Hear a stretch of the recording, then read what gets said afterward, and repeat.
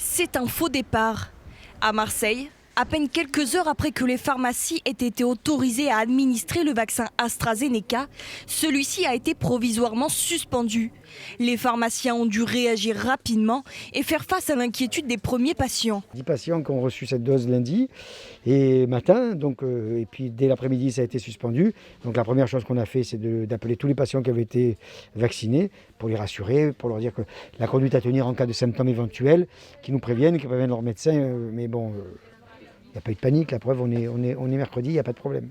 Une initiative qui fait suite à une inquiétude sur des effets secondaires remarqués par l'agence européenne. 30 cas de thrombose ont été rapportés sur presque 5 millions d'Européens. Le docteur Pichon, lui, n'est pas surpris par cette décision. Il fallait suspendre parce que dès qu'on émet un doute, il faut remettre les choses au clair et dire voilà, on a fait les essais, on s'est rendu compte qu'il n'y avait pas de lien de cause à effet entre tel accident d'une personne et la vaccination. Il était impératif de mettre les choses au clair et de dire aux gens, soyez confiants. En attendant le nouveau feu vert, les doses sont conservées au frais. Dans l'hypothèse où les injections d'AstraZeneca seraient définitivement interdites, les pharmaciens se préparent à rebondir. Nous, on était en train de demander au gouvernement la possibilité d'avoir le Pfizer et le Moderna. Il y a de temps en temps une incompréhension dans le non-approvisionnement des pharmaciens par ces vaccins-là.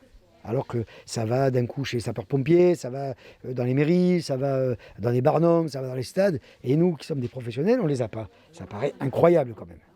Les experts européens rendront jeudi leur avis sur le vaccin britannique. Parallèlement, une enquête a été ouverte par le parquet de Tarascon après le décès d'un homme d'une 50aine d'années à Arles, vacciné avec l'AstraZeneca.